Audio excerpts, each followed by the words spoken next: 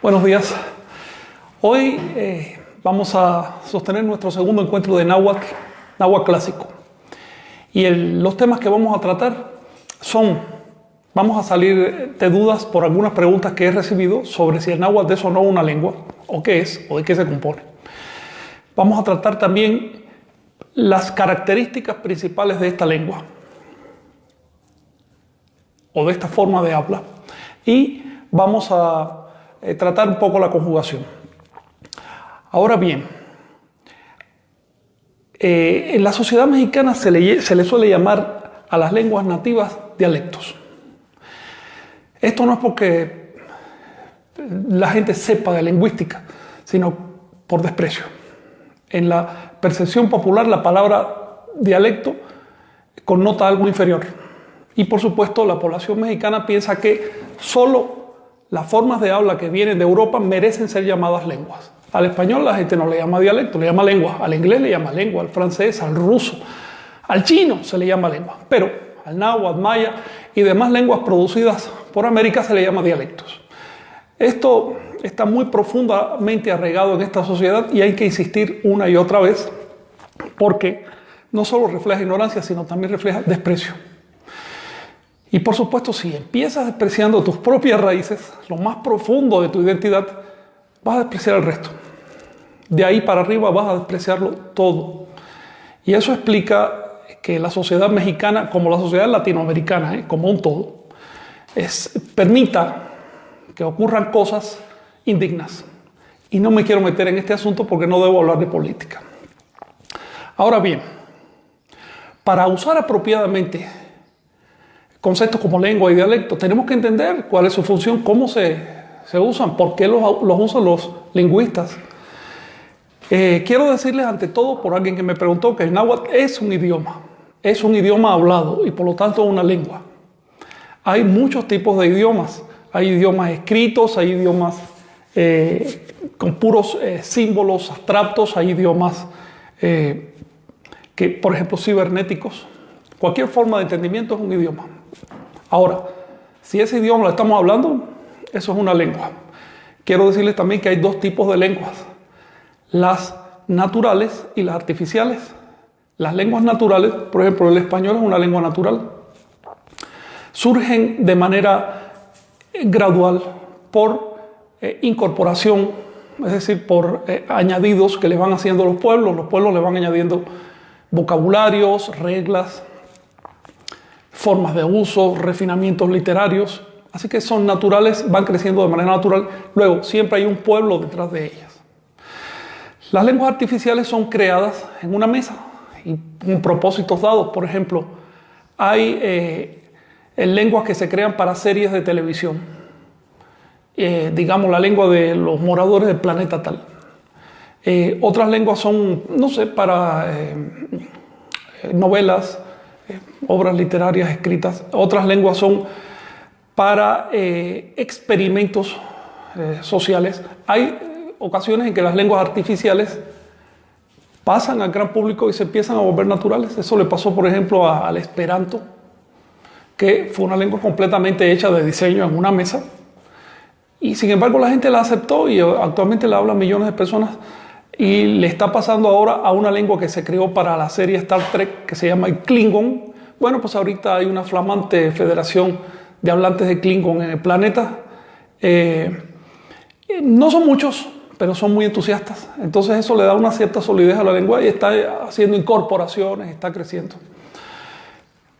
Así que, para empezar, las formas de habla de América antigua, incluyendo el náhuatl, eran lenguas. Eran idiomas hablados. Ahora bien, ¿qué es un dialecto? Para entender qué es un dialecto, primero tenemos que entender qué es una variedad. Como les mencioné en el encuentro pasado, las lenguas no existen en sí. Las lenguas existen en sus variedades.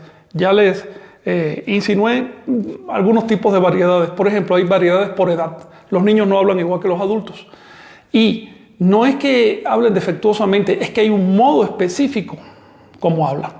Por eso cuando los adultos hablan con los niños, adoptan ese modo específico. Pero si los adultos hablan entre sí, tienen otro modo. Ahora bien, También hay variedades por profesión. Digamos, la lengua de los abogados, la de los médicos, la de los políticos, la del pueblo normal y, vamos a decir, la del pueblo, pero tiene variedades, porque tú no hablas igual si estás en la familia, que si estás en una escuela, que si estás en el mercado. Hay diferencias. Las diferencias generalmente son sutiles, todos nos entendemos, pero cuando una variedad de la lengua es demasiado especializada, ya se hace difícil de entender. Por ejemplo, el lenguaje de los filósofos, los matemáticos o los abogados puede resultar de pronto extraño para quien no está entrenado en los términos que usan. Los científicos. Y sin embargo, ellos entre sí se entienden perfectamente. Piensen, por ejemplo, en cómo hablan entre sí un par de astrónomos cuando están refiriéndose a sus estudios. Usan probablemente un montón de vocabulario que nosotros ni conocemos o que vagamente hemos escuchado. Las lenguas también tienen niveles de uso. Por ejemplo, en un periódico serio, en un periódico, no sé, de noticias políticas, económicas, se usan aproximadamente 5.000 palabras diferentes. Pero en un periódico de chismes, de esos que cuestan un par de pesos y que se venden ahí en la esquina, se usan no más de 2.000 palabras, porque ese periódico sabe que si usa un conjunto más elevado de palabras, la gente no lo va a entender y por lo tanto no lo va a comprar. Así que se restringe a las 2.000 palabras más comunes de la lengua.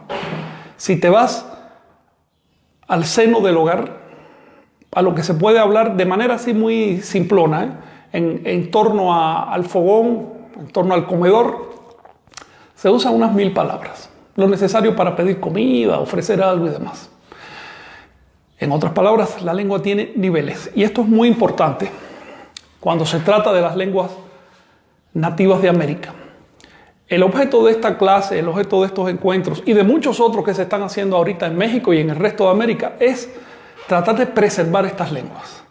Las lenguas son literalmente ventanas al universo. Una lengua se forma durante muchos siglos debido a las experiencias de un pueblo que va incorporando las cosas que ve, sus soluciones y demás. Las va incorporando en forma de palabras y reglas.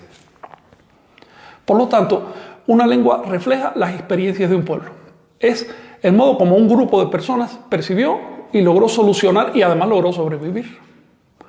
Así que la extinción de una lengua es la extinción de siglos y milenios de experiencias. Y hay que ser tonto para dejar que se muera un patrimonio así, porque esos siglos y milenios de experiencias pueden tener soluciones que nosotros necesitamos hoy. O ahí puede haber ejemplos de cosas que no funcionaron y eso nos conviene conocerlo hoy. Esto se acentúa cuando se trata de lenguas como el náhuatl, que es una lengua que alcanzó niveles clásicos. Una lengua clásica es una lengua que desarrolla literatura, una literatura seria. Es una lengua que además empieza a ser usada por grupos especializados como los sacerdotes o el gobierno. Esa lengua entonces empieza a adquirir refinamientos. Su vocabulario se amplía. Pasa de 2.000 a 5.000, después a 7.000 palabras. En el caso del náhuatl, por lo menos se conocen unas 50.000 palabras. Esto no significa que un nahuatlante usara todas esas palabras, porque aquí entramos en otro tema. Y es que ninguna persona habla realmente la lengua. Cada persona habla su variante de la lengua y la variante que necesita para comunicarse con los demás. Pero la lengua en su totalidad nadie la habla, ni siquiera la persona más culta. De manera que cuando decimos lengua, estamos haciendo una abstracción. Estamos refiriéndonos a algo que no existe en sí, existe en sus variantes. En la práctica, no hablamos la lengua, hablamos variantes de la lengua. Y esto es necesario conocerlo porque cuando estamos tratando de rescatar lenguas de América, o la lengua que fuera, tenemos que saber a qué variante le estamos apuntando, qué variante queremos rescatar. No todas tienen el mismo nivel, no todas tienen el mismo uso. Ahora bien, si una variante de la lengua se aleja demasiado de las demás, a tal punto que ya no acepta las reglas de la lengua y empieza a manejar las reglas diferentes. Por ejemplo, empieza a conjugar diferente, empieza a poner, no sé, el verbo lo empieza a poner delante en vez de ponerlo al final de la oración, empieza a hacer otras estructuras sintácticas y además de eso incorpora un vocabulario nuevo que no, digamos que no es de uso muy común en el resto de las variantes. Esa variante se llama un dialecto. Así que llamamos variante a la forma de habla que respeta las reglas de la lengua y llamamos dialecto a la variante que no respeta las reglas de la lengua. Si una variante tiene suerte y empieza a desarrollarse, con el tiempo se transforma en otra lengua. Toda lengua fue en su momento dialecto de una lengua anterior. Es decir, toda lengua fue en su momento un modo mal hablado de una lengua anterior. Esto se los menciono porque no hay que despreciar, satanizar, peyorativizar ninguna forma de habla. Si las personas se entienden en una comunidad, esa forma de habla es correcta. No importa que no respeten las reglas de la comunidad del vecino. Así que la palabra dialecto no es por sí misma negativa. Si decimos, por ejemplo, que todas estas personas que viven entre Brasil y Perú y Colombia y Venezuela, que hablan una variante del español llamada portuñol, esa variante ya empieza a adquirir características propias, porque ya no respeta ni las reglas del portugués ni las reglas del español, ya es un dialecto. Pues esas personas hablan un dialecto, el dialecto portuñol, eso no tiene ningún problema, es su forma de entendimiento.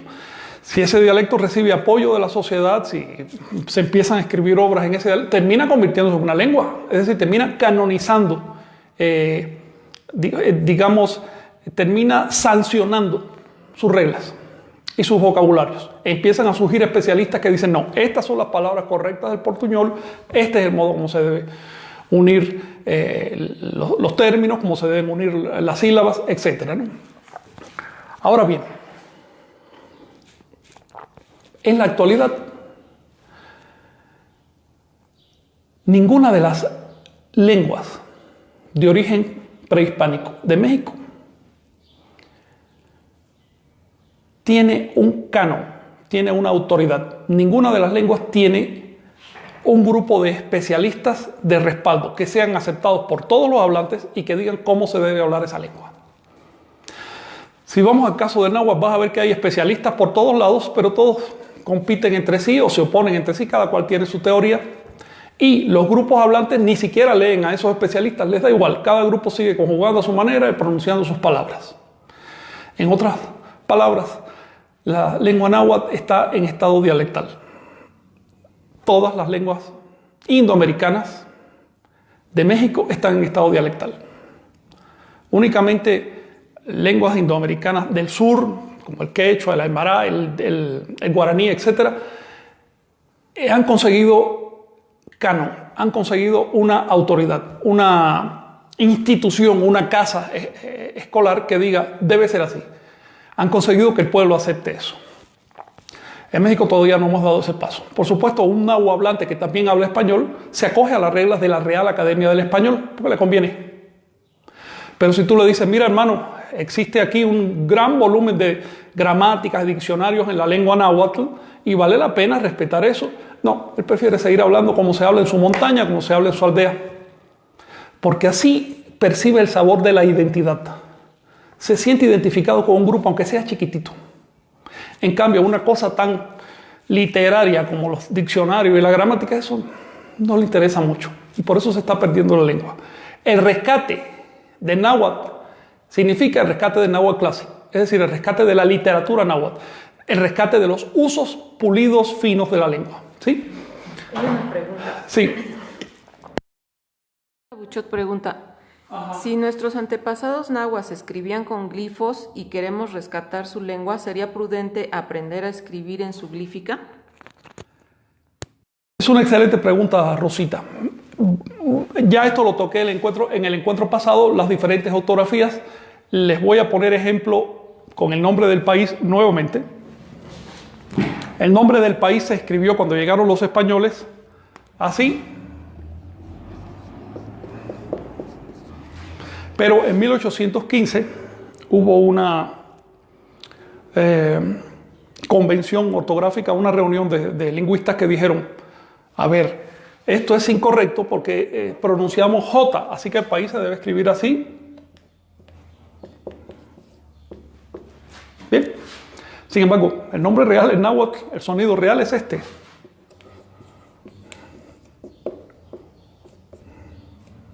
Mexico. Bien, esto es un apóstrofe, un saltillo. Mexico. Es como si fueran dos palabras. Mexico. Puede incluso tener un leve aspirado, mechi, pero no como J, mechi. No, sino Mexico. Ahora bien, el acento recae sobre la I, Mexico, porque todas las palabras del náhuatl son graves o llanas, es decir, se acentúan, todas las palabras de más de 2 sílabas o más, se acentúan en la penúltima sílaba. Así que tenemos que, en la transliteración de este sonido a las letras del español, hubo un cambio de acento y además cambios en la pronunciación de las consonantes. En otras palabras, se pervierte la pronunciación de la lengua náhuatl. México o México, como dicen allá en el norte, o México, son palabras del inglés y del español, no son palabras del náhuatl.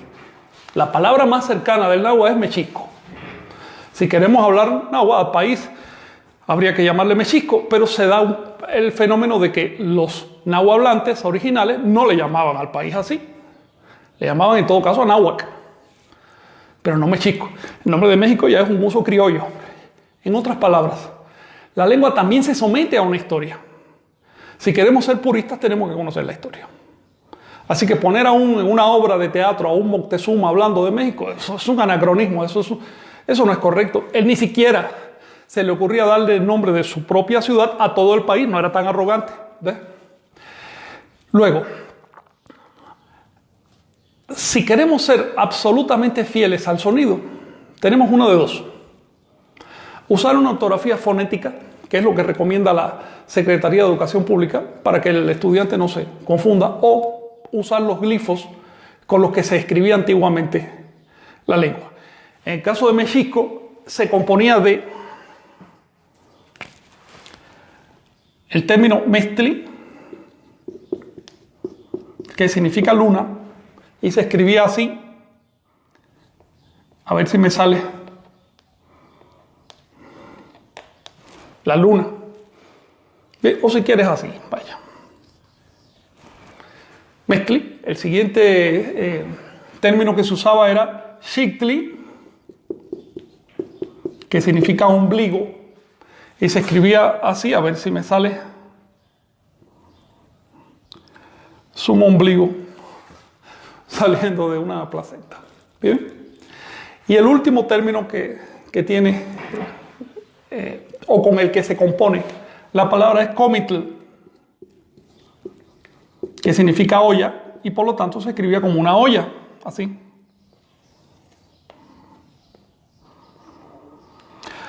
Así que si yo quiero escribir Mexico con jeroglíficos, con signos de hecho fonéticos, pero no que representan el valor de la consonante o la vocal, sino de la sílaba como un todo. Si quiero escribir el nombre de México con sus signos originales, sería así, digamos.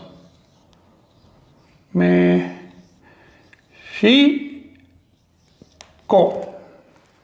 Algo así. Bien. Ahora,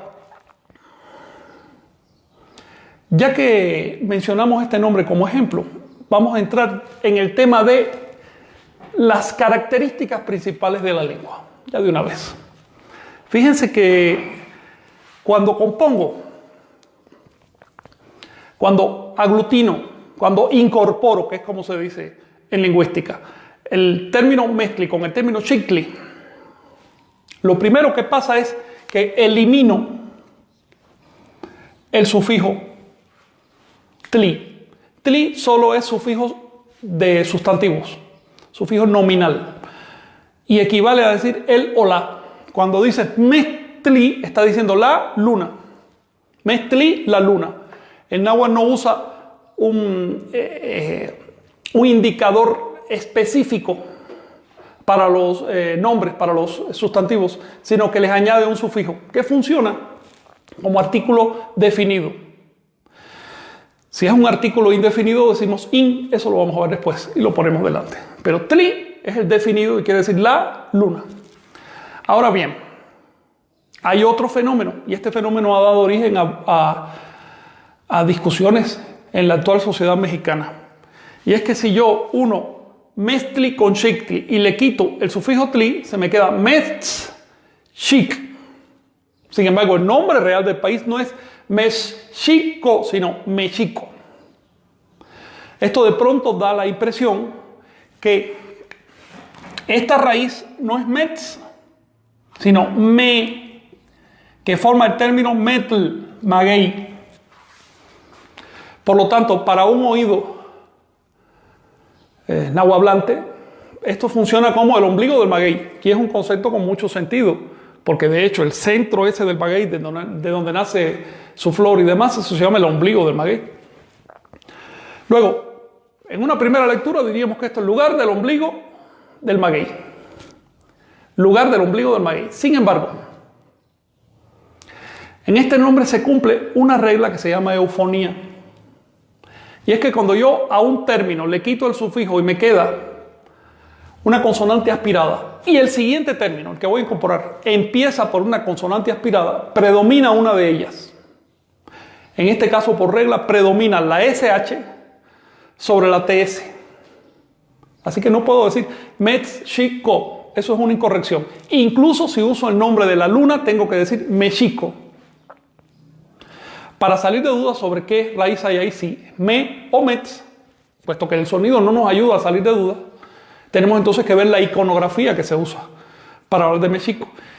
Y resulta que el escudo de México, de la Ciudad de México y de los mexicas, y digo escudo por usar un término moderno, es decir, uno de los emblemas con que más se identificaban era pues un volátil, un águila, vamos a hacer el pico aquí, y una serpiente. ¿Bien? Y esto no es que lo diga yo, tampoco es una cuestión colonial, como se dice modernamente, no. El águila y la serpiente aparece en Mesoamérica de la época de los olmecas. Es decir, la unión del volátil, de lo que vuela y de lo que se arrastra, aparece por todos lados, incluso en el nombre de Quetzalcóatl.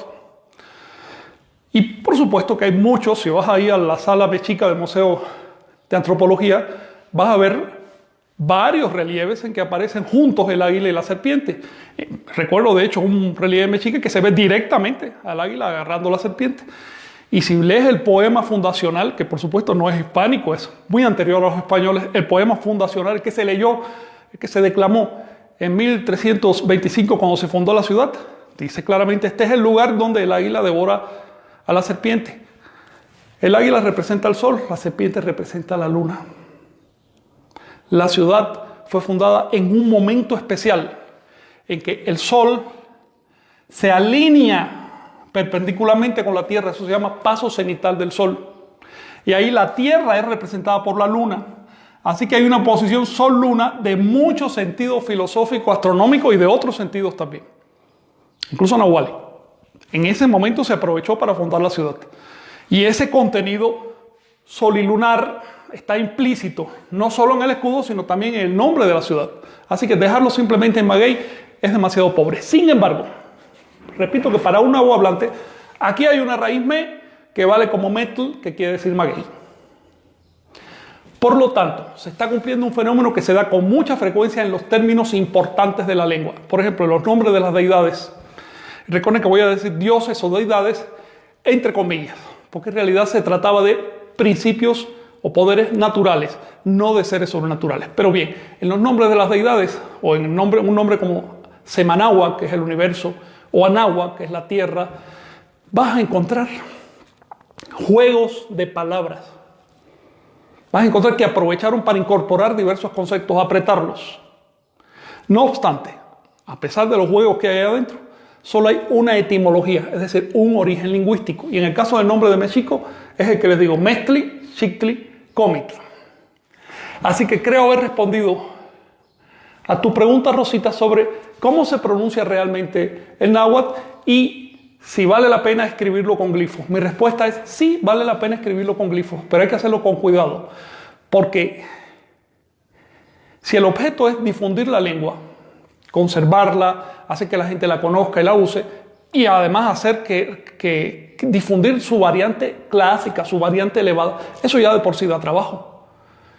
Si además lo hace con jeroglíficos, con signos que la gente no conoce, imagínate tú, se van a asustar. Por lo tanto, al principio yo sugiero hacerlo con puras letras latinas, eso sí, con una ortografía fonética para evitar malos entendidos en la pronunciación.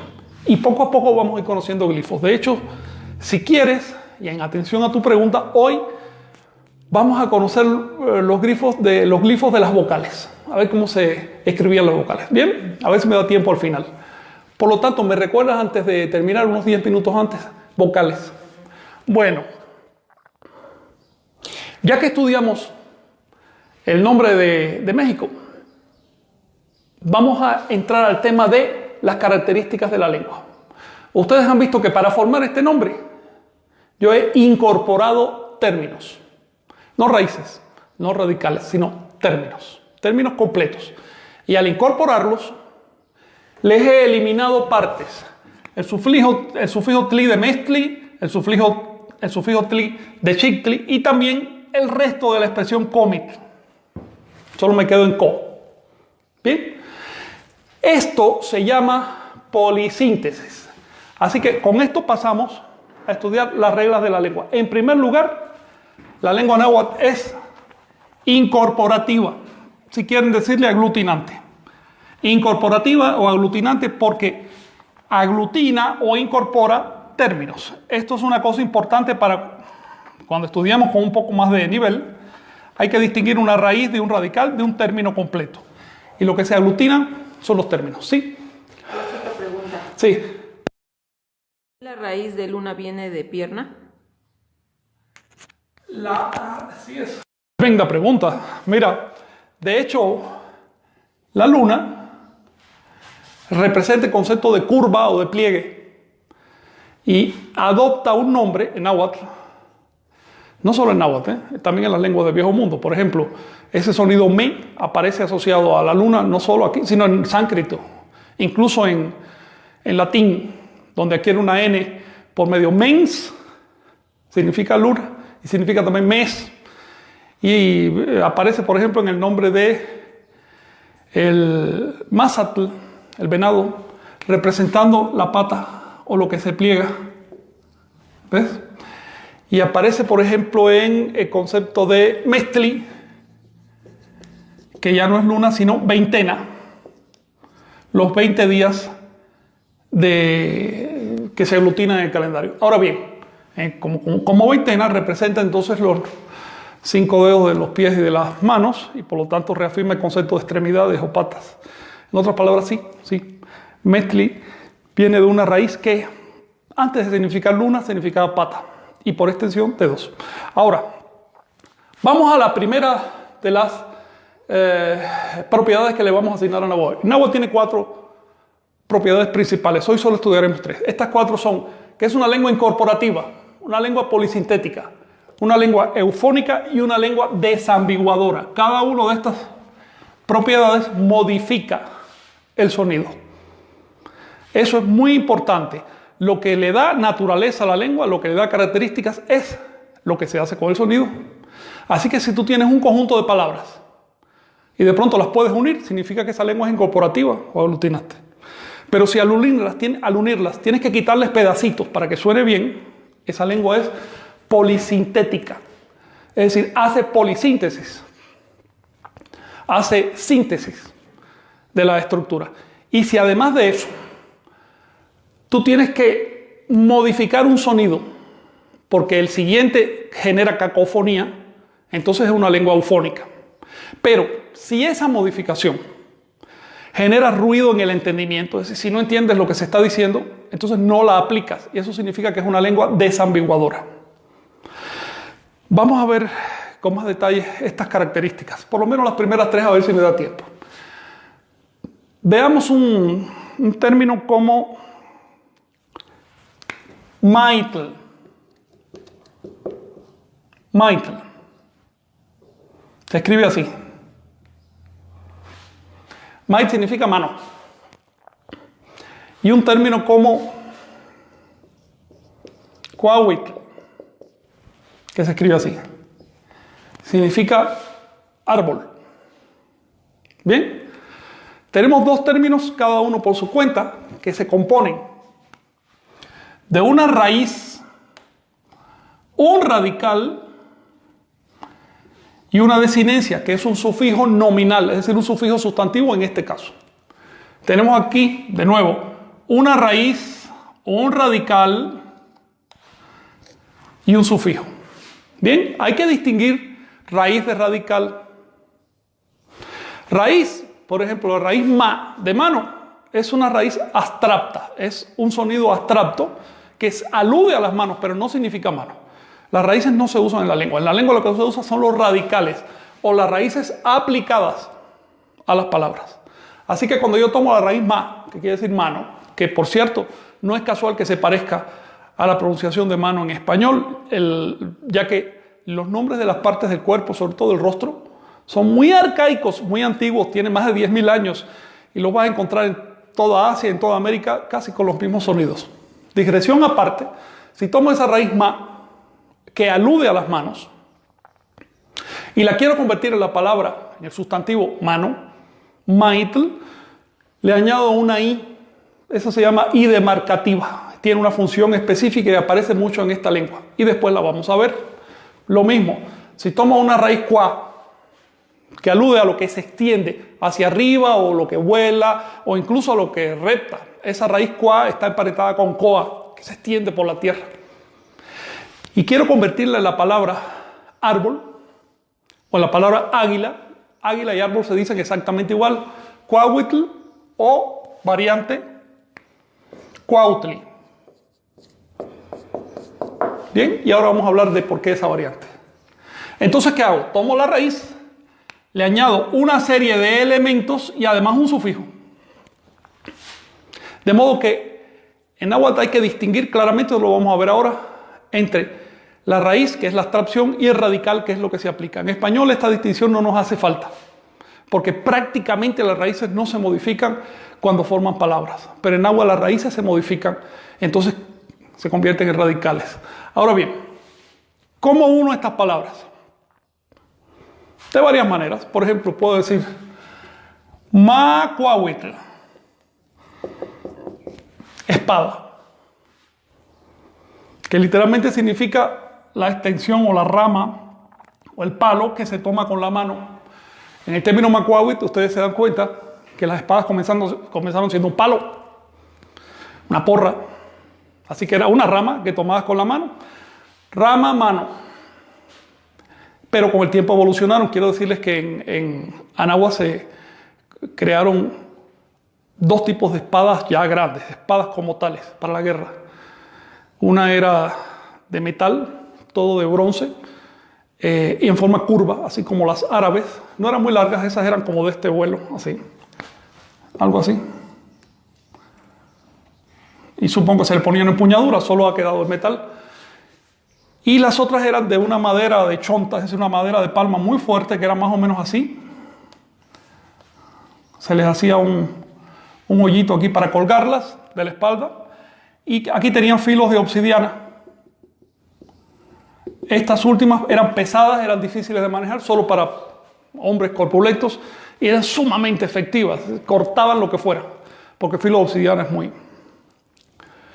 muy fino.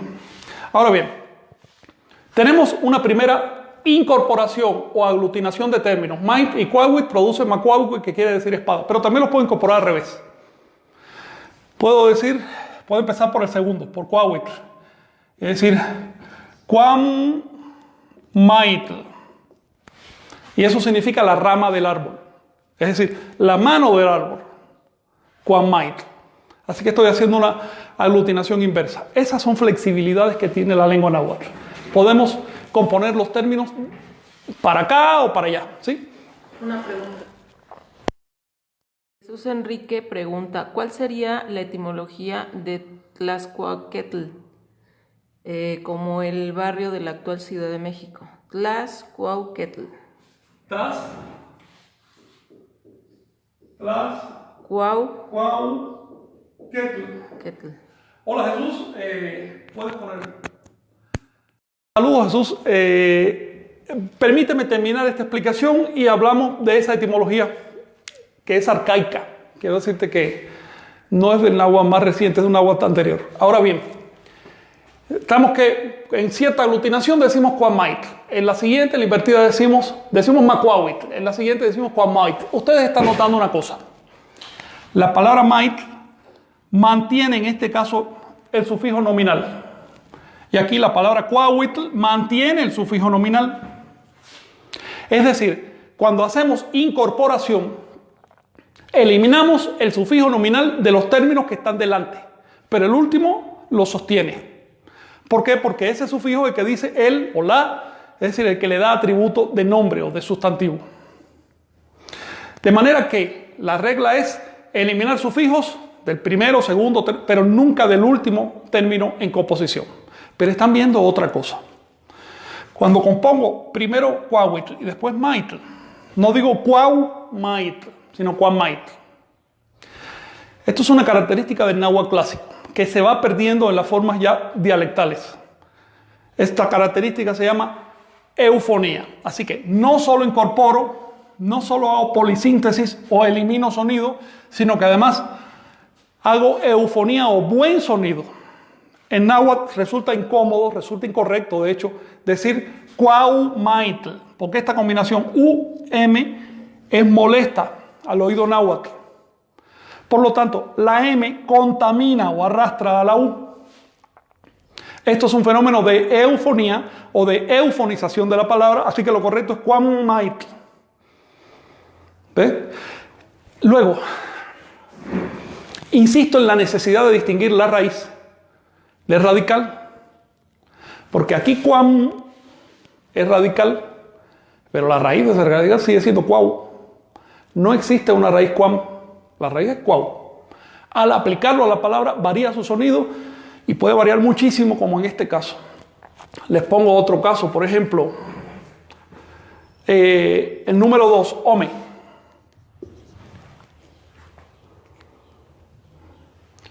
Cuando lo voy a unir con el sufijo locativo can, referente al lugar, para decir en dos lugares, no puedo decir ome can, olvídelo, no puedo decir ome can. Tengo que eliminarle la desinencia al número, que es la E. Se me queda on más can. Pero tampoco puedo decir on can, porque ninguna sílaba del náhuatl puede terminar en M. Así que tengo que transformar esta M en N. Y ahí es on-can. Pero la combinación NK en náhuatl es incómoda y se debe eliminar por eufonía. Así que el resultado es la palabra o-can. O-can en dos lugares. Y de pronto ustedes están viendo un sonido que no se parece a ome. Este radical ok equivale a la raíz on, referente al número 2. Bien, así que sí hay variantes. Eso lo vamos a ir aprendiendo. No se asusten, lo vamos a ir aprendiendo porque además estas variantes tienen una razón. Es muy cómodo al oído. Cuando empieza a hablar con cierta fluidez, sale automáticamente la eufonía. Sí. Aquí Ricardo Gómez pregunta, ¿se usan las reglas gramaticales del español en el lenguaje náhuatl? Ok, eso es muy interesante. Voy a, antes de responder la pregunta de Tlaxcuauhquetl, voy a referirme a la de Ricardo. Mira, y vamos a traer un poco. Una lengua es una composición de términos y reglas. Los términos no están todos así en el mismo saco. Una lengua no es un saco de términos indiferenciados. No. Los términos se agrupan en paquetes que se llaman stocks lingüísticos. Stocks lingüísticos, es decir, paquetes lingüísticos. Por ejemplo, los términos relativos a la religión, los términos relativos a la agricultura, a los animales, la naturaleza, a los órganos del cuerpo humano, a los números, etc. Esos son paquetes. Los términos de la lengua no evolucionan en conjunto, sino por paquetes. Por ejemplo, el stock relativo a los órganos del cuerpo del español es mucho más arcaico que el stock relativo a la tecnología cibernética. Los términos cibernéticos son muy recientes, ¿ves? Evolucionan a diferentes velocidades. Eso lo vamos a ver después, es importante. Por otro lado, una lengua contiene conjuntos de reglas. Estas reglas son de dos tipos: gramaticales y sintácticas. Las reglas gramaticales se refieren a la formación de la palabra, es decir, cómo uno los sonidos, cómo uno las raíces con sus sufijos, con sus prefijos y con otros elementos que hay en la palabra para construir un término bien hecho. En el caso del náhuatl, también cómo uno palabras entre sí, cómo las aglutino o las incorporo para construir palabras compuestas. Mientras que las reglas sintácticas se refieren a cómo uno las palabras para construir oraciones. Cada lengua tiene sus propias reglas. Es decir, la gramática del español no es la misma que la gramática del náhuatl, pero todas las gramáticas tienen el mismo sentido. Es decir, poder construir correctamente las palabras. Este asunto se nota, por ejemplo, en lo siguiente. Debido a que el español tiene 3 acentos explícitos, que son agudo, llano o grave, y ¿cómo se dice acá, llano o grave? Grave. Grave, bien. Agudo, grave y esdrújulo. Debido a que el español tiene esos 3 acentos explícitos, e incluso un cuarto que tiene por allá, es necesario añadirle marcas a ciertas sílabas. Es decir, hay acento ortográfico. Hay una marca encima de la sílaba para decir que hay acento. Ahora, el español es una lengua llana, quiere decir que todos sus polisílabos son graves. Las lenguas que solo tienen un acento no llevan esa marca. Por lo tanto, acentuar las palabras del español es una incorrección porque es aplicarle una regla gramatical del español a una lengua diferente al español. Te pongo un ejemplo de esto. Cuando nosotros escribimos en inglés, no acentuamos las palabras del inglés. No importa que lleve un acento que en español debería acentuarse con una marca. Es decir, respetamos la gramática del inglés. Lo mismo deberíamos hacer con el náhuatl. Acentuar el náhuatl o incorporarle reglas gramaticales del español es seguirlo atando al español. Esto no tiene ningún sentido. El náhuatl es una lengua por sí. Sería, por ejemplo, absurdo incorporar reglas gramaticales del náhuatl al español. Empezar a aglutinar las palabras del español sería absurdo. Eso es romper el español. Pues lo mismo pasa cuando incorporamos reglas del español al náhuatl. Hasta hoy en la sociedad mexicana se hace eso. Es decir, se ata la lengua náhuatl a la gramática del español. Esto es por prejuicio y esto es porque no se ha estudiado suficiente la lengua. Pero ya estamos rompiendo esa etapa. Ahora bien, un detalle que quiero mencionarte sobre la gramática es el siguiente. Cuando tenemos una lengua que incorpora, es decir, que aglutina las palabras, de pronto tenemos palabras larguísimas que equivalen a oraciones en español. Les voy a poner un ejemplo. Una palabra muy conocida pero larga. Tlahuizcalpantecutli. Tlahuizcalpantecutli. La palabra Tlahuizcalpantecutli le da nombre a la luz cuando se levanta. En el plano físico esa es la luz del sol, en el caso de la Tierra. Pero en sentido espiritual es lo que allá en Asia llaman Buddhi, es decir, la iluminación, la luz interna. Eso es Tlahuizcalpantecutli. Por supuesto es un dios en el sentido de que es un poder. No es un dios en el sentido de que sea un fenómeno sobrenatural, porque en la cosmovisión anahuaca no se acepta ningún fenómeno sobrenatural, ni siquiera existe ese concepto. Ahora bien, ¿de qué se compone Tlahuizcalpantecutli? Por su tamaño ustedes se dan cuenta que aquí hay una incorporación tremenda. Y por supuesto, si hay una incorporación, también hay polisíntesis. Es decir, estás eliminando sufijos para que no suene y para que no se estire más todavía la palabra. Vamos a ver de qué se compone. Se compone del término tlahui, que significa, la verdad es la raíz tlau, se refiere a la luz, tlahui significa iluminar. Bien, a eso se añade el sufijo is, de carácter adjetivo. Es decir, iluminado, aquello que tiene la característica de la iluminación. Cuando los uno, elido o elimino una de esas ies, para que no haya cacofonía, para que no se estire, ¿bien? Y nos quedamos en tlawis. A eso le añado el término cali, que quiere decir casa. Pero al incorporar tengo que hacer polisíntesis, por lo tanto, a esa casa le quito el sufijo li, que equivale a tli, es decir, la casa, le quito ese sufijo y me quedo en tlawis cal y le añado el sufijo pan, que significa lugar o donde ocurre algo. ¿Ven? Y finalmente a eso le añado el término tecutli, que también se puede decir teutli. Y más adelante veremos, quizás en la siguiente lección, por qué estas combinaciones o estos cambios de tecutli, teutli, cuahuitl, cuautli, etc. Esos cambios son opcionales en la lengua náhuatl, opcionales. Ahora, cuando unimos todo esto, tenemos Tlahuizcalpatecutli, el Señor de la casa de la iluminación. Insisto en esta traducción porque en los libros de texto se suele traducir mal. Se nos dice que es el Señor de la resurrección de la luz. No, esto es incorrecto. Se está haciendo una lectura fantasma y eso ocurre mucho en las lenguas incorporativas. Si yo incorporo palabras, fíjate, si tengo dos palabras, en el medio, por casualidad, podría encontrar un sonido que me recuerda a una tercera palabra. Y de pronto pienso que esa palabra está ahí. Y no, no es cierto. Etimológicamente, es decir, de su raíz, de su fuente. Aquí lo que hay es tlawis.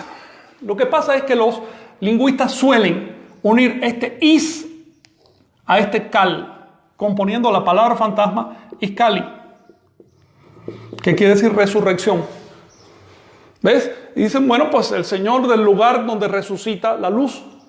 Esto es una correcta traducción al oído, pero no es una correcta traducción etimológica. Etimológicamente es Señor de la casa de la iluminación. ¿Bien? Si quieren una prueba de esto, si necesitan una prueba de esto, es muy sencillo. Vamos al nombre geográfico de esa deidad. El nombre geográfico de esa deidad, es decir, el rumbo del este, ¿cómo se llamaba? A ver, ¿quién me dice cómo se llamaba? El rumbo del este se llamaba Tlahuiztlampa. Tlampa quiere decir hacia. Así que no es allá, sino hacia allá, hacia el este. Y lo demás, el tlawis, ya lo conocen.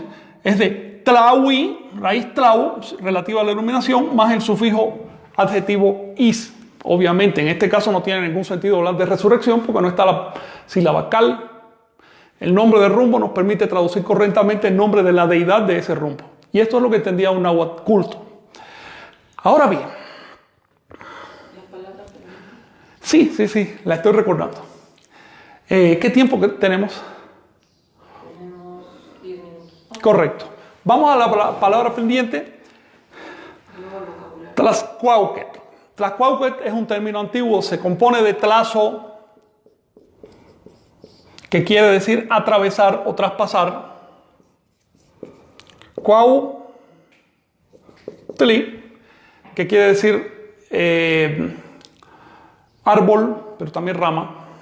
Y ketl, que es un sufijo sustantivo arcaico.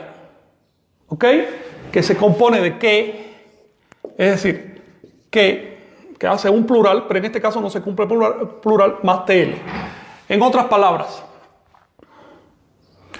Tlaxcuauhquetl podría significar allí donde la rama atraviesa o el árbol atravesó, o quizás incluso referirse a espada o algo así. Tendría que analizarlo con mucha más calma y sobre todo ver los glifos con que se escribía antiguamente para llegar a la etimología, a una etimología más exacta. Sí, quisiera tratar también un poquito de pronombres, a ver si me da tiempo. ¿Puedo escribir para acá? Sí. Bien. Bien. La semana pasada les hablé de los pronombres de conjugación y hoy vamos a componerlos con el término notza, que quiere decir llamar. Bien, pero hay un fenómeno en náhuatl Y es que no puedo conjugar simplemente con llamar. Tengo que decir llamar a quién, a qué estás llamando. Así que vamos a poner los pronombres de la primera persona. Así que primera, segunda y tercera persona del singular y del plural. ¿Bien? De la primera persona, ni. Recuerden, estos son pronombres conjugativos. Hay otros tipos de pronombres, como los posesivos, los de relación, los reflexivos, etcétera, que veremos después. Bien, pronombres conjugativos. Primera persona de singular, ni. Segunda persona de singular, ti. Tercera persona, nada. En otras palabras, solo pongo el verbo y ya se sobreentiende que se refiere a ella o él. Ahora, primera persona de plural, ti. Segunda persona de plural, an. O variante am, según lo que venga después. ¿Bien? Tercera persona de plural, nada. Basta con el verbo. Vamos a poner un caso. Quiero decirles que voy a usar como ejemplo el pronombre para seres, para gente, el pronombre para gente, te. Y aquí quiero decirles que hay dos pronombres en náhuatl que no son relativos a la persona que hace la acción, sino que de aquello que la recibe, aquel o aquello que lo recibe. Te y tla.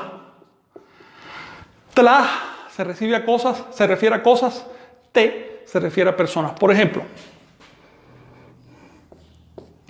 te qua ni se compone con el verbo qua, que quiere decir comer, más el sufijo ni, que quiere decir aquel que, más te, relativo a personas. Que come personas, tecuani, es el nombre de la fiera. Así que una fiera quiere decir tecuani. El istmo de Tecuantepec quiere decir la montaña de la fiera, pero literalmente la montaña de aquel que come personas. Por otro lado, si escribo tla, cuani, es aquel que come cosas, es decir, un comilón. ¿Bien? O alguien que come, y simplemente. Luego,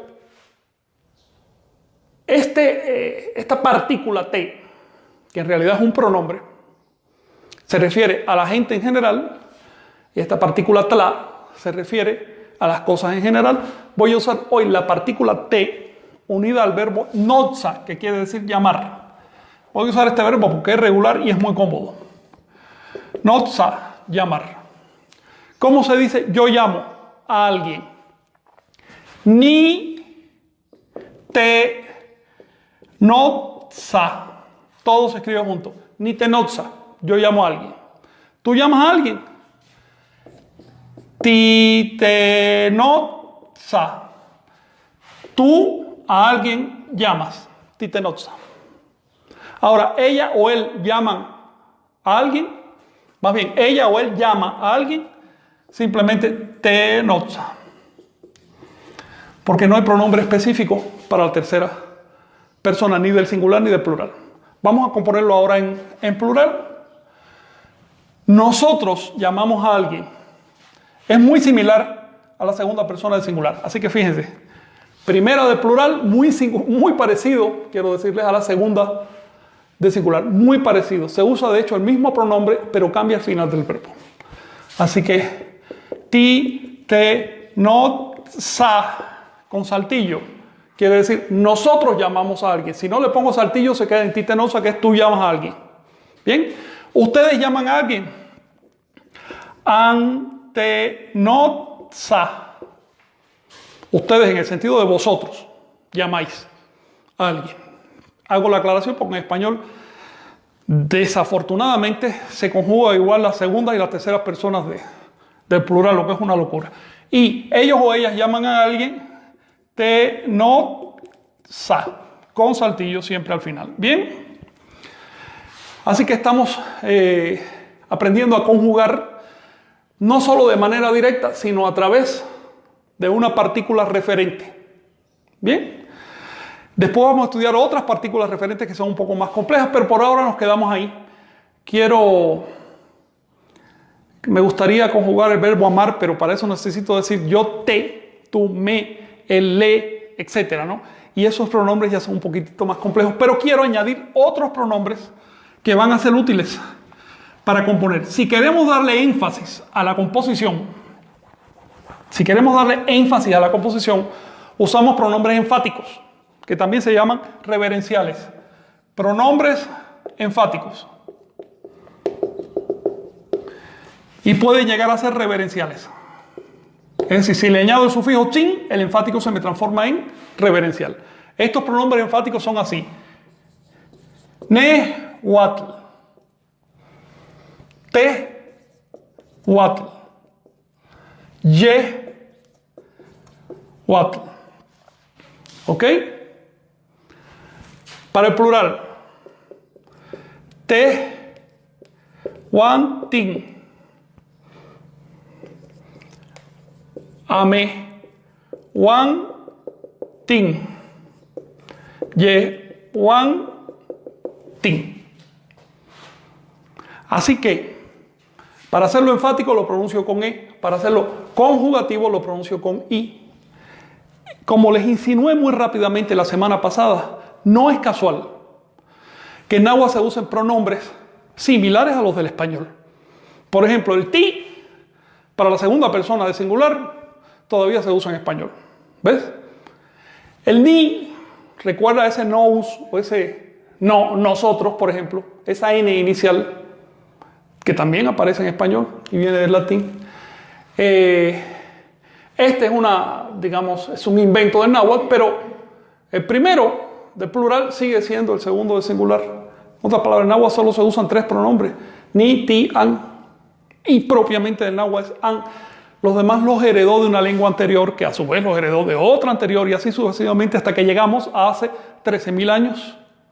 En ese momento, el antepasado remoto del náhuatl se hablaba en Asia y por lo tanto estaba en contacto con las lenguas que posteriormente darían lugar al grupo indoeuropeo al que pertenece el español.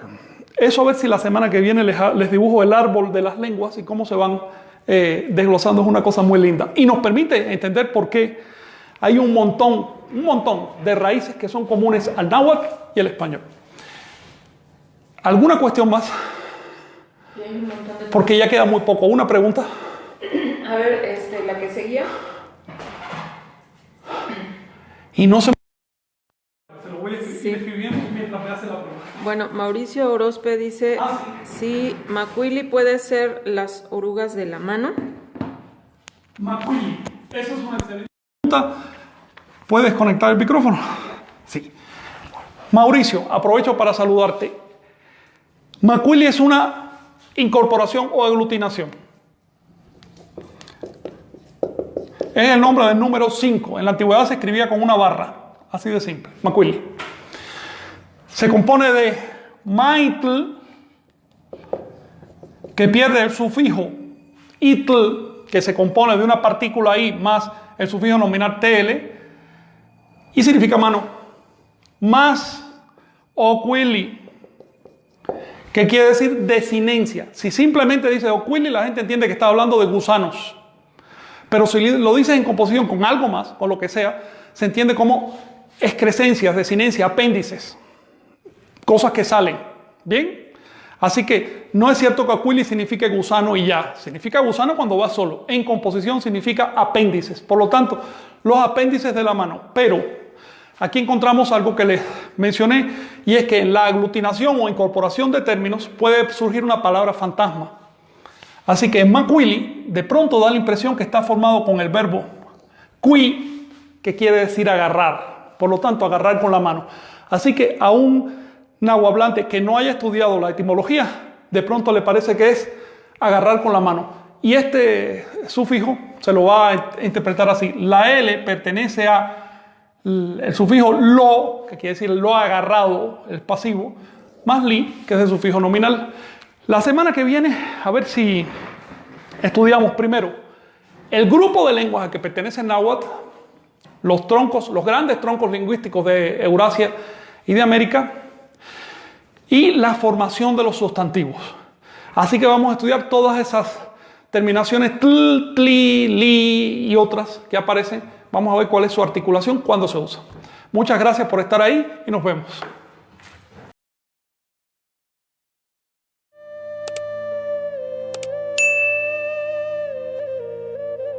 suscríbete y activa la campanita para recibir las notificaciones.